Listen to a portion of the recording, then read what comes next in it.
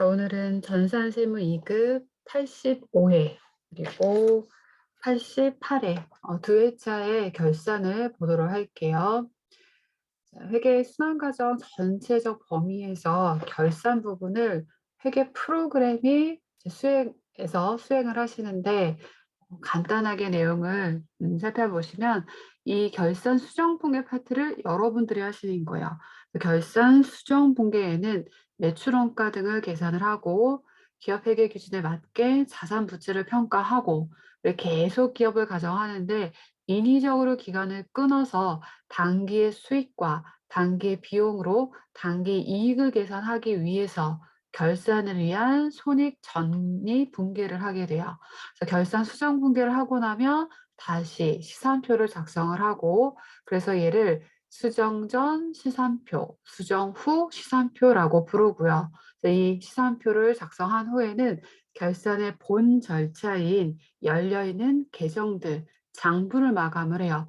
그래서 계정 마감, 장부 마감이 결산의 본 절차인데 이 계정을 마감한다라고 하는 거는 우리 수익 비용 IS 계정과 자산부채 자본, BS 계정 쫙 열려있는 계정들을 다 문 닫는 작업이에요. 그래서 이때 IS, BS 계정 중에서 어떤 계정부터 마감을 한다? 수익과 비용, 손익 계정부터 마감을 하게 되죠. 다양한 수익 계정들이 열려 있고 다양한 비용 계정들이 열려 있어요. 그럼 수익과 비용으로 우리는 수익이 더 크면 이익이 나는 거고 비용이 더 크면 손실이 나는 건데 그 결과물은 어디로? 자본으로 들어가게 돼요. 그래서 흩어져 있는 수익과 흩어져 있는 다양한 비용들을 한 자리에 불러 모아서 수익이 큰지 비용이 큰지 비교하기 위해서 손익 집합 계정에 다 모아서 이익을 계산하면 그 이익은 그러니까 물론 여기서 이익은 수익에서 온 손익, 비용에서 온 손익 둘 중에 더 큰 결과물이 어디로 자본으로 대체되게 되면 자산부채 자본 계정을 문 닫게 되는 거예요. 그래서 우리는 계정을 마감하는 거고 우리 종이장부 시정에는 장부를 마감을 하는 거죠. 12월 31일까지의 증가가 얼마 하고 감소를 얼마 해서 잔액이 얼마인지를 파악을 하는 과정이다라고 보시면 돼요. 그럼 이때 결과상으로 우리가 이론상으로 연결했을 때 수익 비용 계정을 마감해서 손익을 자본에 대체해서 내년으로 넘어가는 작업을 하는 거기 때문에 수익과 비용 계정은 뭐다? 1년짜리. 내년에 살아서 넘어가는 계정은 누구? BS 계정밖에 없어요. 수익과 비용으로 이익 계정 계산하고 단기 수익 비용들은 다 사라져요. 내년은 내년의 수익과 내년의 비용에서 내년에 또 손익을 따져 보겠죠. 그래서 수익 비용은 1년짜리 그렇게 생각하시면 돼요. 그래서 내년으로 넘어가는 자산부채 자본들이 남아있다라면 2월 실산표 그리고 재무제표를 작성하게 됩니다. 그러니까 이론상의 이 회계 순환 과정을 우리가 회계 프로그램에서 실무적으로 결산을 반영을 하실 때 이 결산 분계를 굳이 수동 결산 상황과 자동 결산 상황으로 구분을 해서 우리는 반드시 누구부터 수동 결산 상황부터 수행을 하셔야 돼요. 그리고 자동 결산 상황은 결산 자료 입력이라는 메뉴에서 수행을 하시게 되는데 이때 이 메뉴는 어, 여러분 회계 프로그램 들어가 보시면 결산 자료 입력 메뉴요. 딱 들어가셔서 1월에서 12월을 딱 누르게 되면 자, 이걸 누르는 순간 이 결산자료 입력이 들어오기 직전까지 입력했던 모든 데이터를 끌고 오게 돼요. 그러기 때문에 우리는 이 수동 결산 사항부터 반영을 하고 결산자료 입력을 여셔야지 이 수동 사항들이 반영이 되어 있겠죠. 그래서 자동 사항을 만약에 먼저 수행을 했다라고 하면 수동 결산이 반영이 안 돼 있게 돼요. 그래서 반드시 수동 결산 먼저 여러분들이 직접 일반 전표 입력에 가셔서 수동 분계 입력을 하시고 자동 사항으로서 결산자료 입력 메뉴를 딱 여셔서 여기 해당하는 칸에 그 금액을 입력하고 왼쪽 상단에 전표 추가 버튼을 누르시게 되면 결산에 따른 자동 분계를 프로그램이 해줍니다. 이렇게 되는 거예요. 그래서 여기까지 수행을 하시면 요거는 결산 붕괴까지만 하신 거예요. 그럼 실제로 결산의 본 절차는 계정 마감입니다라고 했으니까 이 계정 마감하는 거는 수익 비용, 그다음에 자산부채 자본 계정 마감, 손익, 자본의 대체 이런 일련의 과정들을 남아 있는데 이런 것들을 그럼 여러분들 수행을 해야 되느냐? 이게 회계 프로그램에서 자동으로 해주는 거예요. 그래서 제조업을 가정하고 있기 때문에 결산을 위해서는 우리가 먼저 수행해야 되는 거는 제품을 만들기 위해서 얼마가 들어갔는지 단기 제품 제조 원가를 먼저 집계를 하셔야겠죠.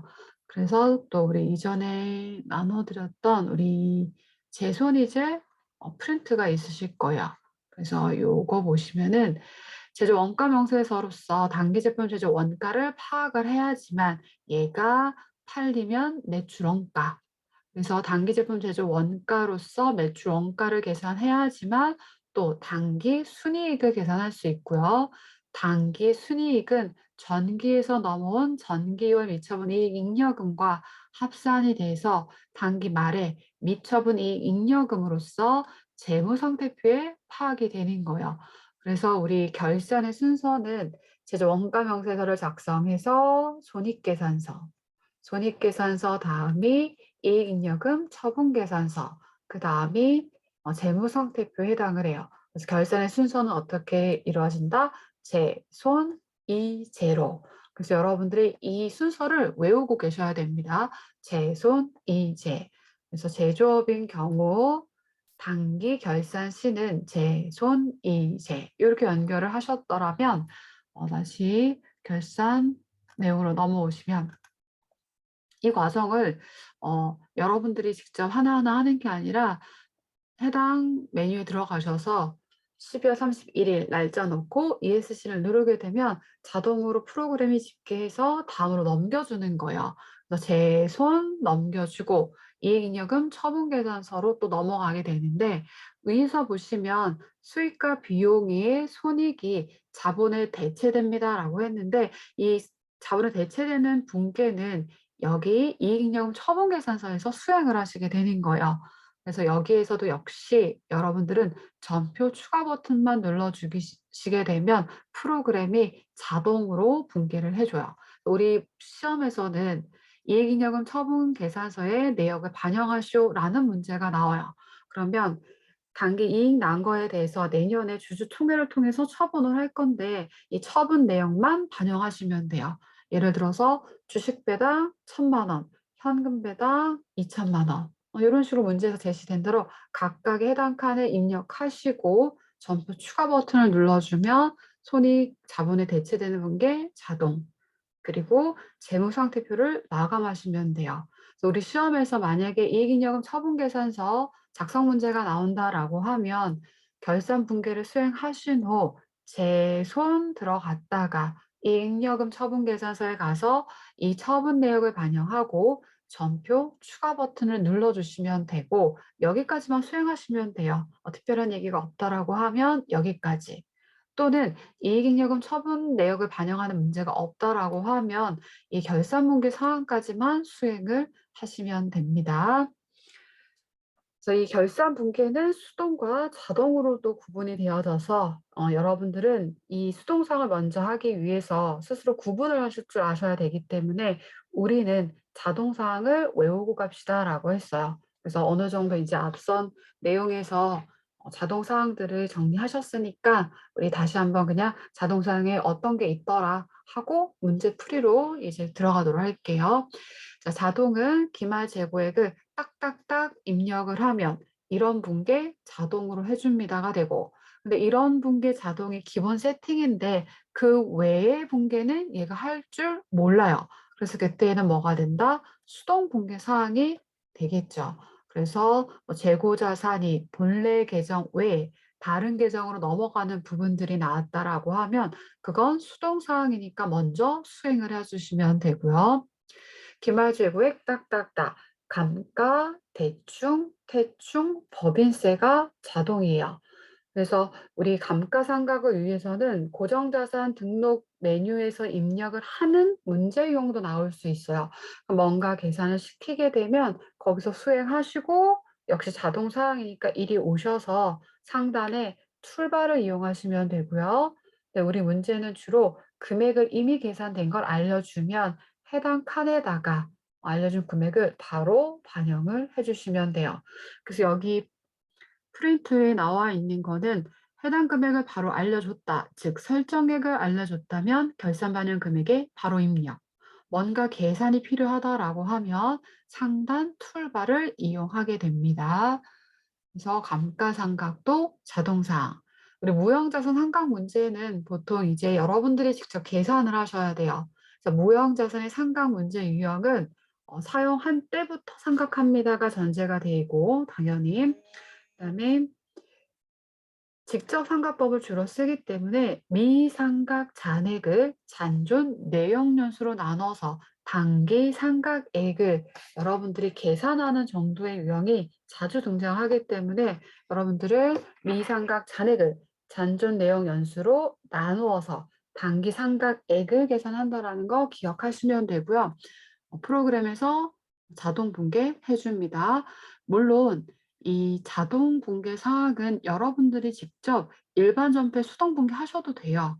결과의 분계만 있으시면 됩니다. 근데 이제 자동 분계 사항이 많다라고 하면 굳이 수동을 하지 않고 편하게 또 확실하게 자동으로 연결하시면 되겠죠. 대손 충당금 관련 문제에서는 이 단기 추가 설정하는 금액을 바로 알려주면 해당 칸에 입력하면 되고 대손율이 제시가 됐다라고 하면 뭔가 설정액을 계산하기 위한 계산을 해야 되는 거예요. 그래서 계산이 필요하니까 상단 툴바 누구만 대손율만 입력해 주시면 됩니다. 그래서 간혹 가다가 대손율이 두 가지가 제시가 되면 하나는 직접 계산을 하시면 되고요. 추가 설정의 결과의 분계는 대손상각비, 대손충당금이요. 얘만 자동 분계. 만약에 추산액보다 기존의 설정 전에 잔액이 더 많다라고 하면 마이너스가 나오고 그럼 마이너스 환입에 대한 분계는 얘가 못하겠죠. 그러니 그때에는 수동사항이 됩니다. 대손충당금 줄이고 그만큼 대손충당금 환입의 분계를 해주시면 돼요. 근데 이거를 결산자료 입력 메뉴에 들어가서 확인을 하게 되면 수동사항부터 먼저 해야 되는 거기 때문에 제가 여러분 프린트에다가 이렇게 써드렸을 거예요. 이제 설명에 프린트까지 드렸었는데 거기에 제가 이렇게 이 프린트에는 지금 없는 것 같은데 여러분들이 그래서 직접 여기 어딘가에 여러분 프린트는 이제 마지막 프린트 두 번째 장 정도 있겠죠. 수동 분계 완료 후에 결산자료 입력에 자동을 하러 들어갈 때는 대손부터 확인을 하자고요. 그러니까 대손에 관련해서는 문제에서 친절하게 수동이 있다라고 알려줄 수도 있지만 그렇지 않은 경우들이 있기 때문에 여러분들이 반복이 그래서 대손 출발을 누르셔서 잠시만요. 대손 출발을 누르셔서 플러스면 그대로 자동사항을 수행을 하시는 거고 금액이 마이너스가 나오면 그때는 환입을 의미하니까 수동 분계하셔야겠죠. 그럼 이제 후다닥 뛰쳐나와야 돼요. 그래서 수동 분계를 하시고 다시 결산자료 입력에 가셔서 나머지 자동사항을 하셔야 됩니다. 뒤에 기출문제 푸시면서 이 얘기는 다시 정리를 해드리도록 할게요. 저 자동 결산은 나는 이런 프로그램은 이 자동 분계밖에 할 줄 모릅니다가 돼요. 그다음에 퇴직급여 충당부채 설정도 아예 설정액을 알려준다라고 하면 바로 퇴직급여 전입액란에 결산 반영 금액에 직접 입력하시면 되고요. 추계액을 알려준다라면 설정액을 계산을 해야 하니 계산은 상단의 툴바를 이용하시면 돼요. 그러면 이 툴바 안에는 기존 설정 전에 잔액들이 다 끌어와져 있겠죠. 덜어놓은 이 기본 세팅 금액이 다르다라면 여러분들이 직접 설정액을 계산을 하시면 돼요. 그래서 얘는 자동 사항으로서 금액 알려주면 6칸에 계산해야 되면 툴바 이용. 법인세는 역시 자동 사항인데 법인세는 내년에 납부하겠죠. 하지만 단기 비용으로 인식이 돼야 하기 때문에 결산 시점에 법인세 등 법인세 비용이 회계 처리해야 돼요. 하지만 납부는 내년에 하는 거니까 당기 발생했는데 지급기일 미도래. 그 분기에 미지급 세금으로 회계 처리해야 되기 때문에 요거 자동상으로 합니다. 다만 회계 기간 중에 법인세 중간예납세액이라든지 법인이 회계 기간 중에 어떠한 소득이 발생했을 때 주는 쪽에서 세금을 떼고 나머지만 주게 됐어요. 그럼 이때 회계 기간 중에 우리는 원천 징수된 세액을 법인 입장에서 내년에 세금 내야 되는데 먼저 세금 나갔습니다. 선납세금으로 처리를 했겠죠. 그러면 회계기간 중엔 선납세금 확정되지 않은 법인세에 대해서 선납세금 처리한 부분에 대해서 결산 시에 당기 법인세 비용으로 대체되는 분계를 하셔야 돼요. 그러니까 선납세금도 당기 비용, 내년에 나갈 세금도 당기 비용, 이 결산 분계를 프로그램이 자동으로 수행을 해줍니다.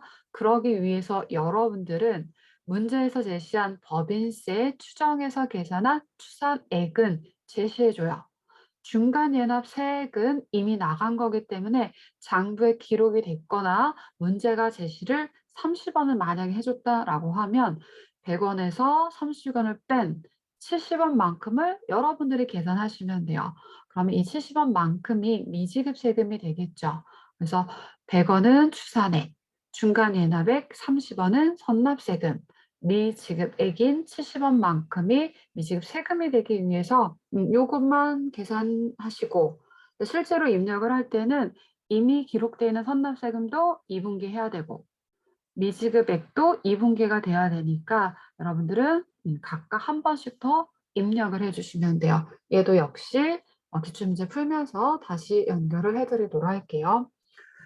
결선사항에 있는 거는 우리 수업 중에도 간단하게 다뤄봤고요. 그리고 제가 다시 한번 쭉 설명했던 내용 자료가 녹화한 부분들이 이제 날아가는 바람에 문제를 그냥 바로 다시 연결을 했는데요. 그래서 그 부분들은 문제 풀면서 또 연결을 제가 해드리도록 할게요. 자, 시간이 늦었지만 이렇게 한번 간단히 살펴보셨으니까 이제 문제 풀이로 들어가 보도록 할게요. 결산 문제를 만났다. 제일 먼저 뭐부터 하시냐면 수동인지 자동인지 판단을 하시면 돼요. 결산 분계를 만났다라고 하면 수동인지 자동인지 판단. 그래서 뭔가 조회해야 하는 문제라면 특히 자동 사항 같은 경우에는 자동으로 끌어와지는 부분들이 있어요. 근데 자동으로 끌어오지 않는다라고 하면 이미 결산 시점이기 때문에 모든 잔액이 장부에 기록되어 있기 때문에 그 누적 잔액은 어디서 조회한다? 합계 잔액 시산표에서 조회하시면 돼요. 수동사항 먼저 하시고 자동을 결산자료 입력에다가 반영을 해보도록 할게요. 자, 85회를 보실게요. 85회. 수동자동 먼저 구분. 다시 한번 자동을 외워봅니다.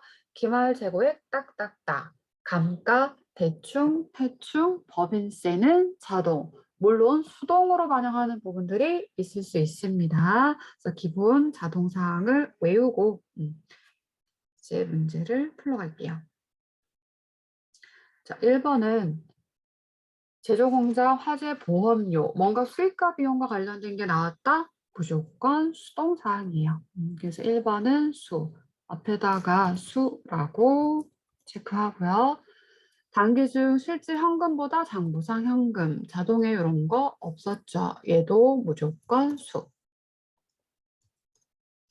다음 자료 이용해서 부가가치세 정리하는 회계 처리래요. 자동에 없었습니다. 수. 네, 영업권 무형자산이죠. 상각과 관련된 내용이요. 감가상각 관련은 자동. 다만 여러분들이 금액을 계산해야 되니까 반자쯤으로 이해하시고 넘어가시면 돼요. 얘는 이제 추가적인 설명이 필요한 부분들이 있을 거고요. 그다음에 5번.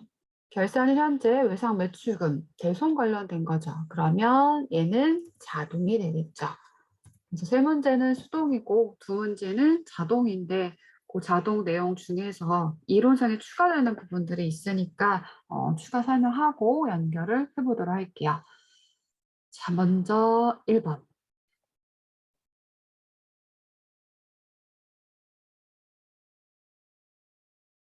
8월 1일에 제조 공장의 화재 보험료. 자, 이거는 비용과 관련된 내용은 무조건 수동이 됩니다. 8월 1일 제조 공장의 화재 보험료. 8월 1일부터 다음 연도 7월 31일, 1년이네요. 120만 원을 현금으로 납부하고 납부한 시점에 모두 자산으로 처리했대요. 자, 비용인데 자산을 계정으로 처리했다라고 하면 단기 부분에 대해서는 자산 써먹었으니까 자산은 감소할 거고 써먹은 건 수익에 기여를 했으니까 비용으로 대체가 돼야 되겠죠. 결산일의 회계 처리. 실제 수익 비용 반영하는 결산 손익 정리 분계는 회계 기간 중에 어떻게 처리했는지에 따라서 결산의 분계가 달라집니다. 여러분들이 결산 프린트 보시면 왼쪽이 이제 다양한 수익 비용 정리되는 수동 결산 부분들이 있었어요. 그러니까 지금의 문제 유형은 뭐였냐면 수익과 비용을 이연하는 작업이에요. 그래서 우리 비용과 관련해서 자산으로 처리한다라고 하면 일단 내년에 해당하는 비용이니까 얘는 선급한 비용, 선급 비용이 되겠죠. 그러니까 내용을 이해하시고 결과의 분계 처리가 부족하다라면 이 프린트를 참고해서 보시면서 연결하시면 돼요. 자, 근데 우선 기본적인 개념은 우리는 12월 31일 여기에 딱 서 있어요. 여기 딱 서 있는데 회계 기간 중에 돈 나갔을 때 어떻게 처리했는지 따라 결산 문제가 달라지죠. 우리가 원하는 건 뭐냐면 여기 딱 서서 단기에 발생한 부분은 단기 수익에 기여를 했으니까 비용으로 인식을 하고 싶고 여기 딱 서서 아직 도래하지 않은 미래예요. 미래에 해당하는 거는 자산으로 가져가고 싶은 거죠. 이렇게 정리하는 회계 처리를 하시면 돼요. 그러기 위해서는 돈 나갔을 때 어떻게 처리했는지부터 먼저 연결. 8월 1일 날 보험료 발생했는데 모두 자산으로 처리했대요. 그럼 모두 선급 비용으로 처리했습니다. 120만 원. 대변은 현금, 안 중요해요.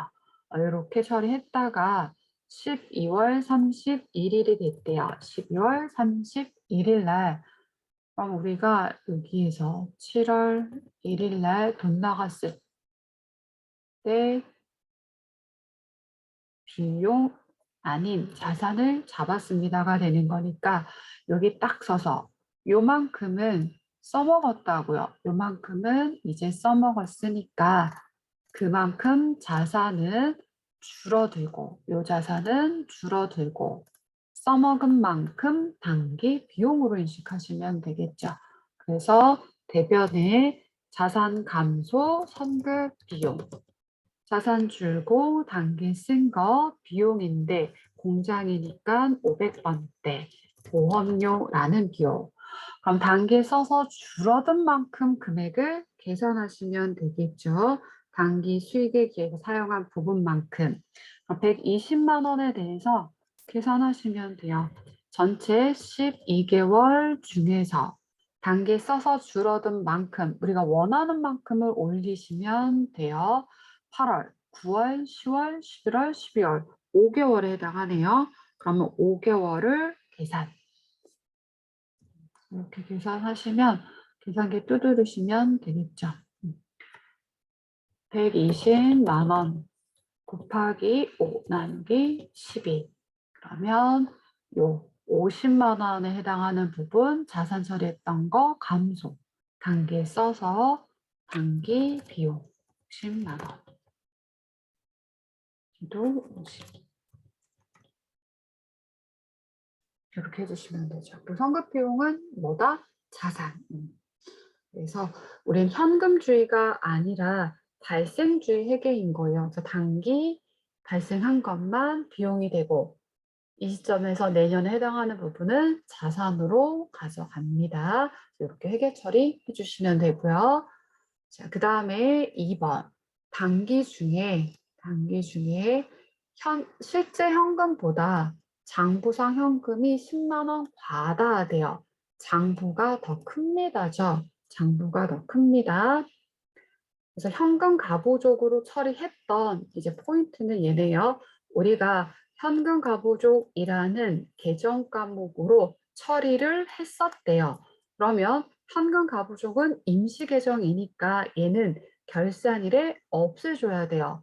차변에 있던 대변에 있던 무조건 없애줘야 됩니다. 그럼 그게 현금이 과했더라면, 너무 많았더라면 그 부분은 결과가 밝혀지지 않았다면 자비 처리하시면 되고요. 만약에 부족했다라고 하면 그만큼 현금은 나갔는데 부족한 부분이니까 손실 비용인 잡손실 처리하시면 돼요. 그래서 결산은 현재 원인을 찾지 못했대요. 그럼 영업과 무관하니까 영업 외 손익으로 처리하십니다. 그럼 과한 건지 부족한 건지 따져볼게요. 어쨌든 10만 원의 차이가 발생을 하는데 실제보다 장부가 더 많았대요. 그러면 이 시점에 현금 가부적으로 처리를 어떻게 했을까요? 우린 누구에 맞춰야 된다? 실제에 맞춰야겠죠. 장부가 너무 많았대요. 그럼 장부에 있는 금액을 줄이면 되겠죠. 그러면 장부에 있는 금액을 줄인다는 건 대변에 장부를 줄이는 거예요. 회계 처리를 함으로써 장부가 줄어들겠죠. 그럼 우리는 이때 차변에 뭐라고 처리해뒀다? 현금 과부족이라고 처리를 했겠죠. 금액은 뭐 생략 해주셔도 되고. 그러면 12월 31일 날은 무조건 현금 가부족을 없애주시면 돼요. 차변에 있었으니까 어디에서? 대변에서 없애면 됩니다. 그래서 대변의 현금 과부족.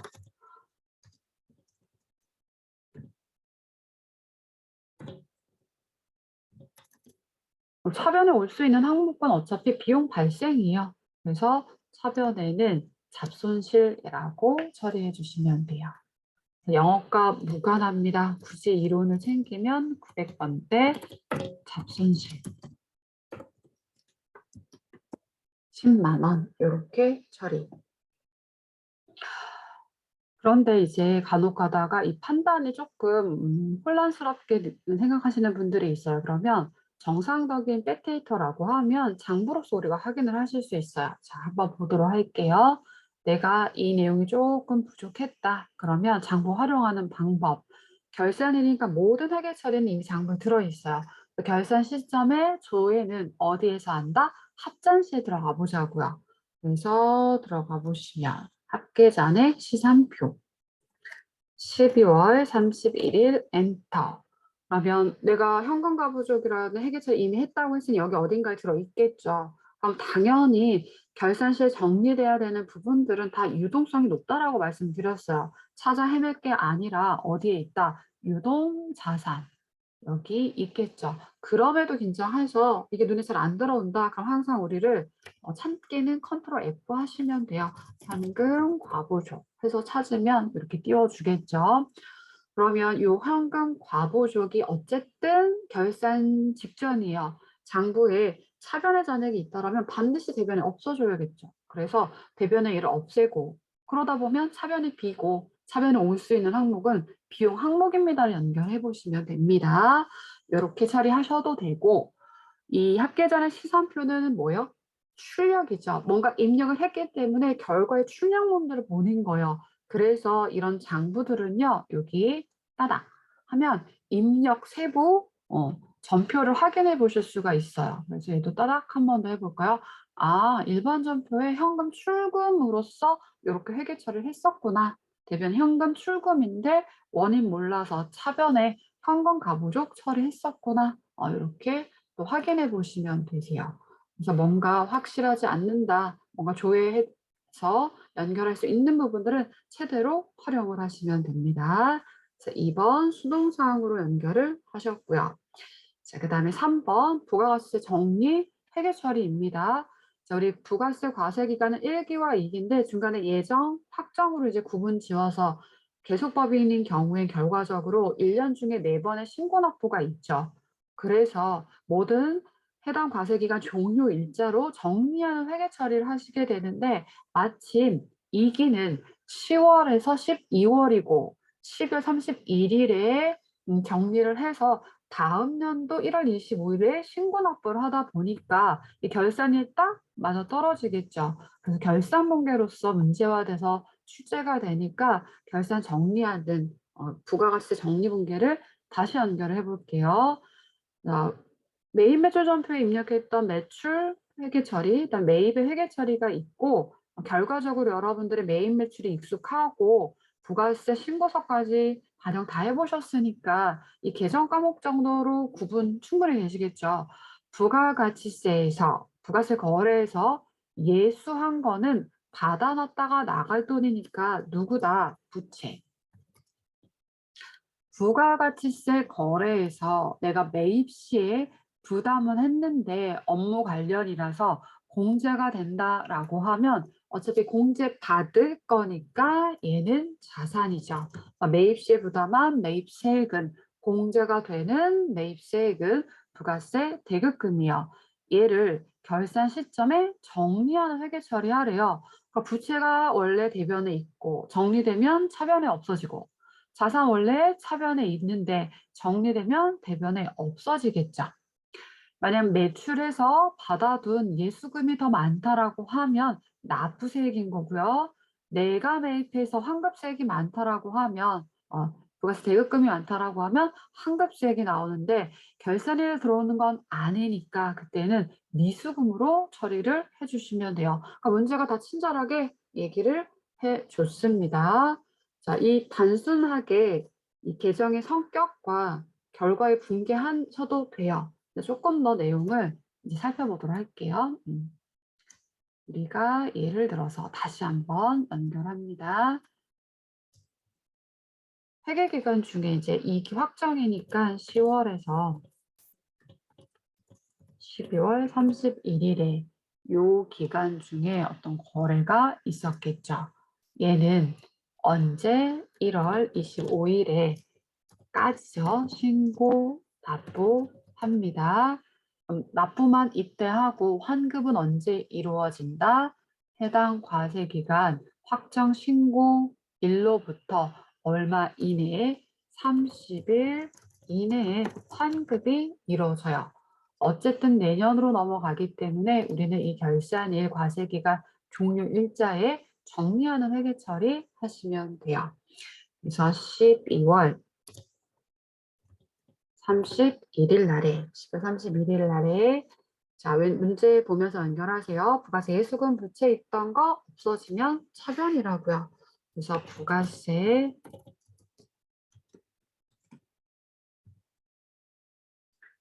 얼마가 2,500만 원.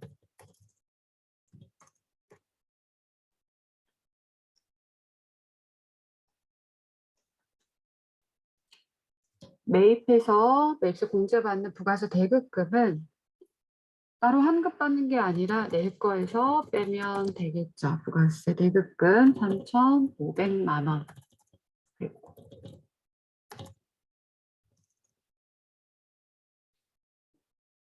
그럼 매출과 매입세 비교를 하시면 누가 더 많아요? 매입세액이 더 많죠. 그럼 1,000만 원만큼 더 많으니까 뭐가 생긴다? 환급세액이 생겨요. 그러면 이렇게만 보면 환급세액은 이날짜에 돈 들어오는 거 아니니까 받을 권리 미수금 얼마? 1,000만 원이 있는 거죠. 1,000만 원이 있는데 우리가 확정 기간에 전자신고 하게 되면 우리 전자신고 세액공제 얼마? 10,000원이 있었어요.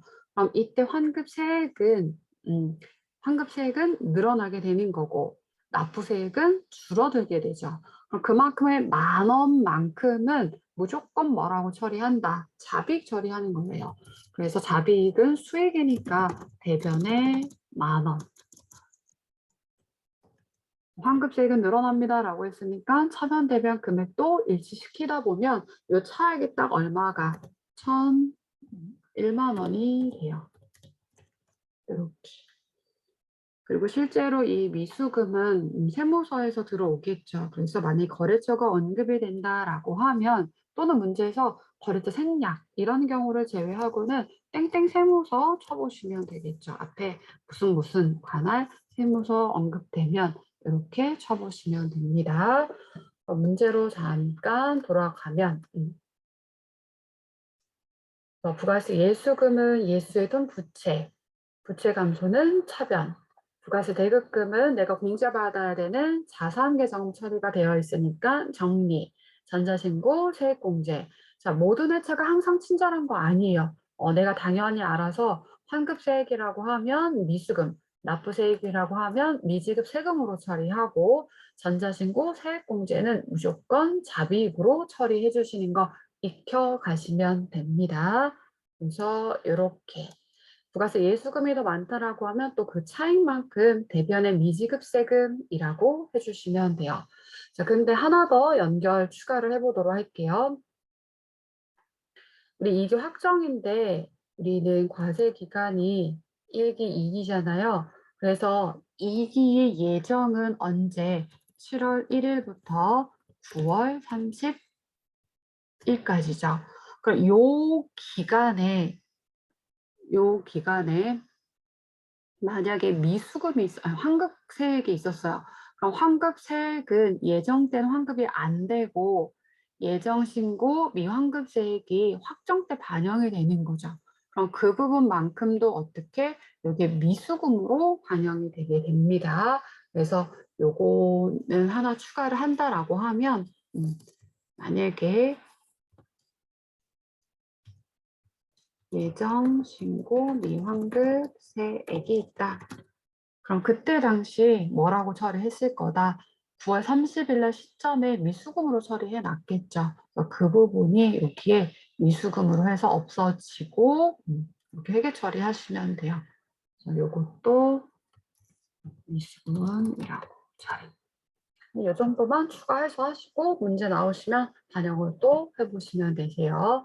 우리가 부가세 신고서, 확정신고서 작성했을 때도 확정분의 내용을 반영하고 전자신고 세액공제 반영하고 그 밑에 예정신고 미환급세액 얼마 있습니다 제시하면 밑에 반영이 되면 그리고 납부세액 그리고 또 환급세액 이렇게 계산하시죠. 그게 회계 처리로는 이렇게 반영을 해주시면 됩니다. 그래서 여기까지가 하시면 수동상, 여기까지가 수동상이 끝나셨어요. 수동상 먼저 일반 전표에 가셔서 입력, 끊어서 한번 해보도록 할게요. 12월 31일자에 공개하시면 돼요. 차변의 3, 보험료, 보험 두 글자. 너무 많으면 료 한 글자 더. 500번대 선택, 비용거래처 필요 없고요. 특정 경우 제시한 경우를 제외하고는 적용 생략. 단, 타개정 대책은 스스로 걸어주셔야 됩니다. 50. 대변에 선급비 한 글자 더. 선급 비용은 비용 아니라는 거예요. 선급 비용, 선급한 비용은 내년 겁니다. 자산입니다. 그 다음에 2번 현금 가부족 처리했던 거 없애주세요. 그래서 차변에 잡손실 처리. 금액이 10,000원이었나요? 100,000원.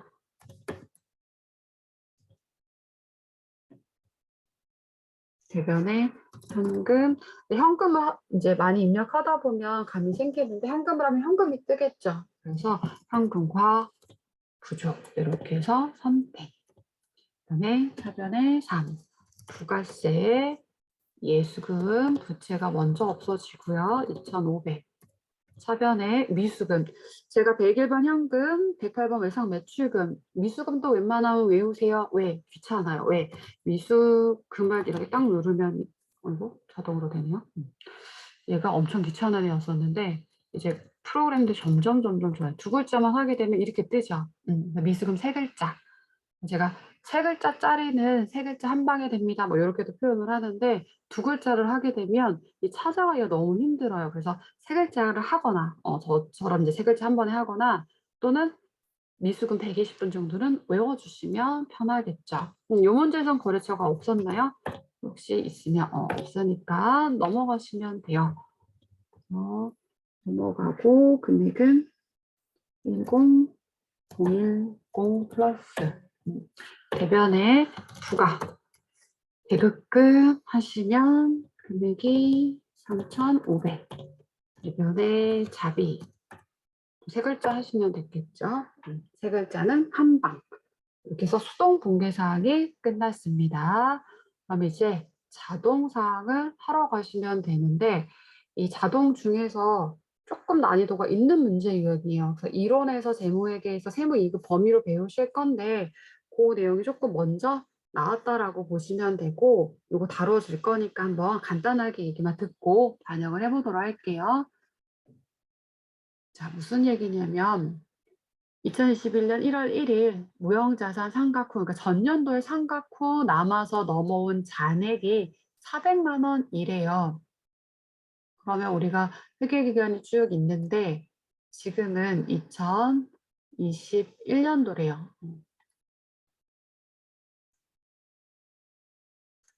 전년도에 감가상각을 해서 넘어온 잔액이 이 금액입니다. 이런 얘기가 되고요. 얘가 2019년 초에 취직을 했대요. 2020년에 있었을 거고 2019년 초 이때 취직을 했죠.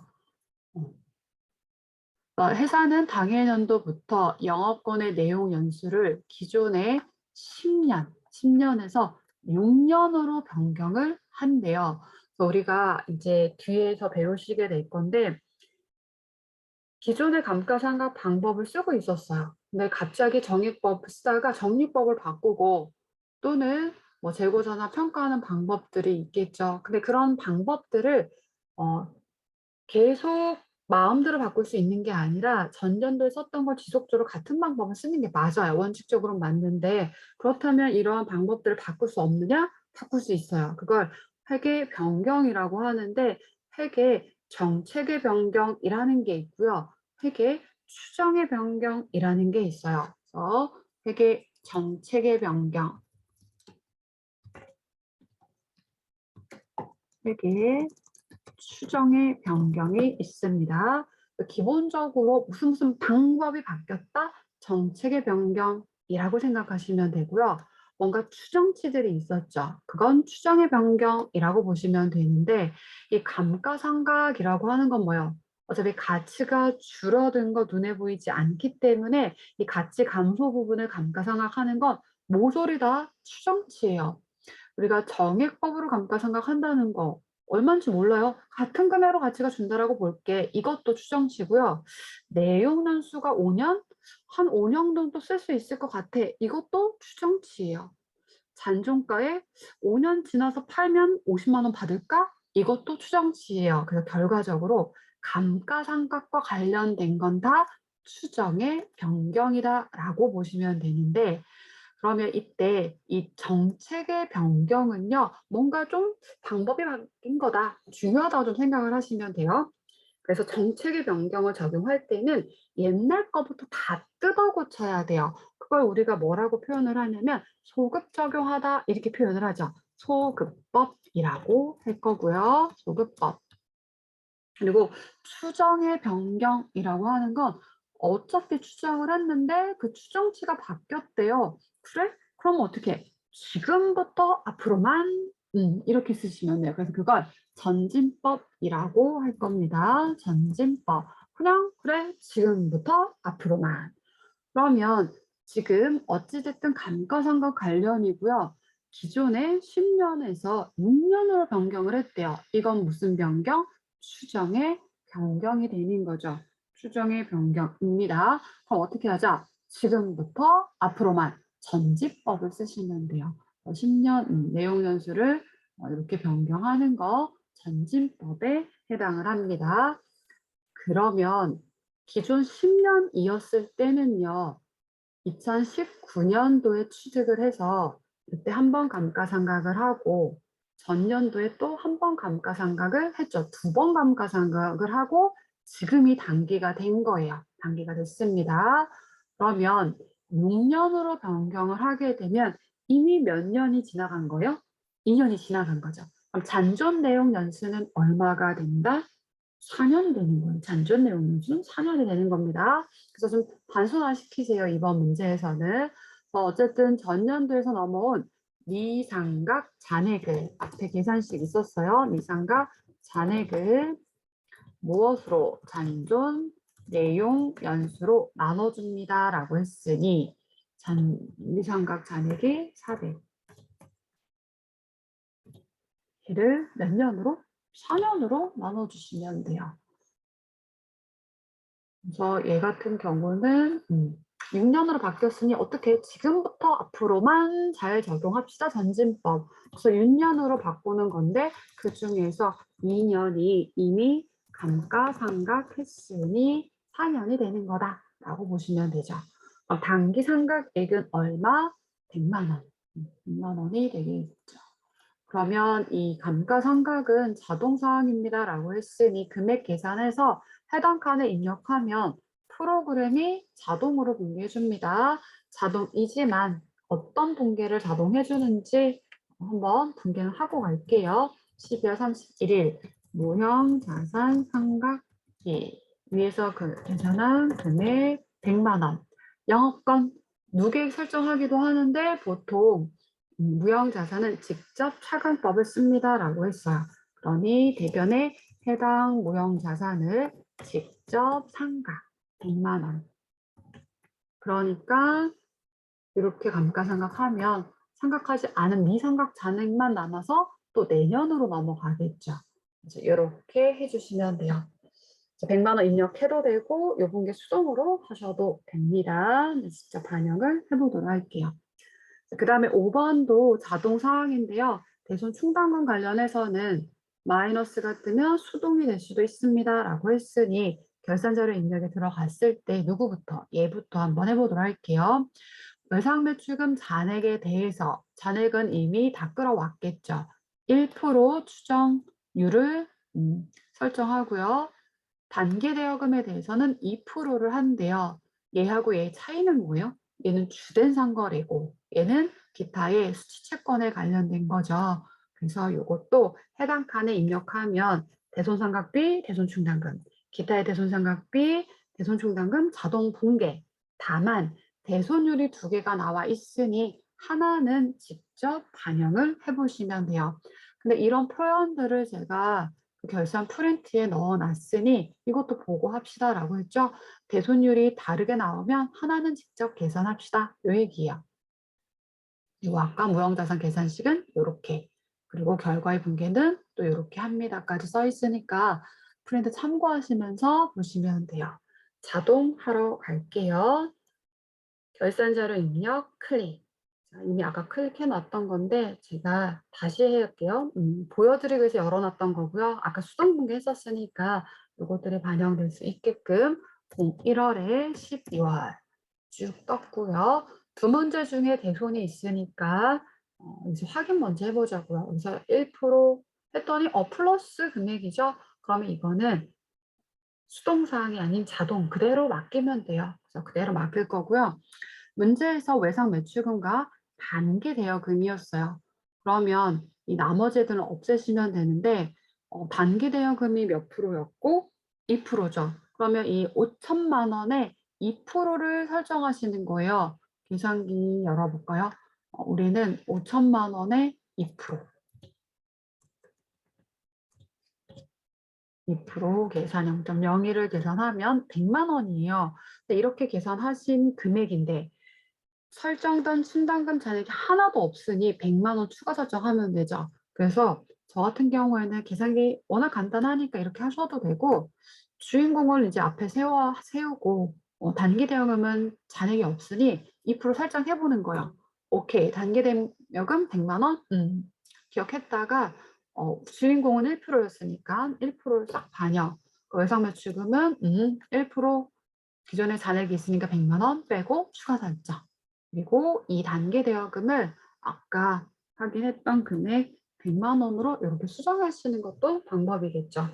계산이 복잡한 건 아니지만 좀 더 빠르게 수행하기 위해서는 2% 계산시킨 다음에 그 금액 그냥 기억했다가 주인공 챙기고 얘는 반영하시면 돼요. 근데 문제에서 외상 매출금과 단기 대여금만 반영했으니 얘네들은 지울게요. 자, 굳이 따닥할 필요 없어요. 그냥 커서가 이렇게 가면 선택이 되어진 거니까 이 상태에서 스페이스바 엔터 그리고 스페이스바 엔터 하시면 두 가지에 대해서 이제 결산 반영할 거예요. 결산 반영 버튼 누르시면 비어있던 해당 칸에 판관비 항목들이니까 밑에 있겠죠. 이렇게 외상 매출금도 있고 기타 수치 체크원이니까 영업외 비용으로 여기에 들어 있습니다. 무형자산이 있었었죠. 그래서 무형자산도 판관비에 보시면은 여기 무형자산 상각비라고 되어 있어요. 그래서 여기에다가 아까 계산했던 100만 원 입력하시면 되는데요. 이거 역시 눈에 안 들어오면 어떻게 하자. 컨트롤 F 해서 영업권 하면 이렇게 맨 마지막 줄에 찾아주죠. 이렇게 활용하셔도 됩니다. 100만 원 입력. 그래서 자동사항이 4개가 나올 수도 있고 3개 나올 수도 있고 근데 해당하는 걸 입력했다고 나가면 그 문제 다 날아가는 거예요. 반드시 전표 추가 버튼 눌러주세요. 그러면 자동 결산 공개 완료를 항상 확인하십니다. 자, 그럼 저 구경 갈게요. 자동사. 일반 전표 입력을 클릭. 그래서 아까 우리가 수동 공개한 사항을 여기까지 입력을 했다라고 하면 다시 들어가시면 바로 눈에 보이실 거고요. 이미 열려있는 화면이라고 하면 상단에 조회를 누르시면 결차 결대 이렇게 뜨실 거예요. 그래서 수동 분계와 자동 결산 분계까지만 이렇게 반영되어 있습니다. 85회는 여기까지 수행을 하시면 돼요. 근데 우리가 전체적인 결산 내용을 좀 연결을 하자면 여기까지 했고 이 이익잉여금 처분 내역서 반영하는 것도 한번 불러볼게요. 여기 가기 위해서 제 손 이제로 갑니다 라고 했으니까 여기 결산에 들어가서 제조 원가 명세서 클릭. 들어갔다 그냥 바로 나가는 게 아니라 12월로 이렇게 쫙 집계를 해주고요. ESC 창 닫고 손익계산서 클릭 12월 집계하고 ESC 창 닫고 넘겨주고 하는 거예요. 이익잉여금 처분계산서 클릭. 그러면 저장된 데이터 불러오시겠습니까? 처음 수행을 할 때 무조건 아니오를 누르십니다. 저장된 데이터 아니오. 제가 여러분 수업 중에 아마 써놨을 거예요. 저장된 데이터 아니오. 그럼 단기 결산 우리가 이 처분은 내년에 하게 되는 거죠. 그러면 전년도의 처분은 올해 했겠죠. 그래서 이렇게 전기적 날짜가 제시되면 맞지 않으면 수정하시고요. 단기 날짜 알려주는 대로 반영해 주시면 돼요. 언제? 2022년. 이건 없는 문제니까 제 마음대로 2월 25일 날. 그러면 단기 순이익과 전기 2월 미처분 이익잉여가 합산된 미처분.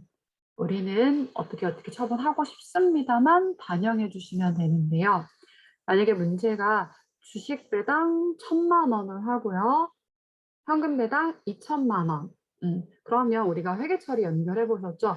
주식 배당 하게 되면 자본금 증가해요. 근데 실제로 결선 처분을 우리가 주총 때 하게 되는데 그때 배당 확정만 짓는 건지 실제 지급하는 게 아니기 때문에 회계 처리로는 미교부 주식 배당금, 현금 배당은 돈 나갈 거니까 부채인 미지급 배당금으로 회계 처리하니까 해당 칸에 맞게 입력하시면 돼요. 여기가 아니라 요 미지급 배당금 칸이에요. 지금 현금 배당 2천이라고 했나요? 2천. 주식 배당 1,000. 그래서 문제가 제시한 대로 그 칸에 맞춰서 입력만 해주시면 돼요. 근데 우리가 이론에 배웠던 거 하나만 더 추가해 보면은요. 이익 났어요. 이익 난 거에 대해서 회사가 법정 적립금을 최소로 적립하고 싶습니다. 라고 했다라면 자, 법정 적립금은 뭐예? 자본금의 2분의 1에 달할 때까지 현금 배당의 최소 10% 적립이죠. 그러니 여기 현금 배당을 2천만 원 했으니까 얼마? 200만 원 적립. 법정 적립금은 누구다? 이익준비금. 그래서 여기에 200만 원. 이런 식으로 하시면 돼요. 자, 뒤에 회차에 또 문제 있으니까 그때 또 설명해 드릴게요. 추가적으로. 그럼 이렇게 입력하고 나가는 게 아니라 우리 손익 대체분계 여기서 합니다라고 했었죠. 전표 추가 버튼을 누르면 39건이나 추가했대요. 확인 누르시면 되고 실질 수험에서는 여기까지만 수행하시면 돼요. 결산에서는 재무상태표까지 이렇게 확정 지어주시면 됩니다. 그럼 한번 구경하러 갈게요. 일반 전표 입력에서 다시 또 조회를 딱 누르게 되면 아까 결차 결제에서 끝난 것 같은데 뭔가 또 추가로 생겼죠. 볼게요. 어떤 분께 자동을 했는지. 자, 여기 차변에 제품 매출 이자 수익이요. 자, 수익은 원래 대변에 있죠. 근데 차변으로 없어진 거예요. 그리고 어디에 집합? 손익 집합 계정. 비용은 원래 차변에 있죠. 대변으로 다 없어진 거예요. 어디에 집합하고 손익에 집합. 그래서 결산을 할 때 수익과 비용이 한 자리에 와서 이익이 났는지 손실이 났는지 따져보는 거예요. 손익에 집합해서. 그래서 수익에 온 손익하고 비용에서 온 손익하고 봤더니 수익에서 온 손익이 더 컸더라. 그럼 그 부분이 어디에? 자본에 대체되는 분계. 여기서 하게 되는 거예요. 그래서 요 어떤 분계를 자동으로 하는지도 한번 보고 연결을 해보시면 되세요.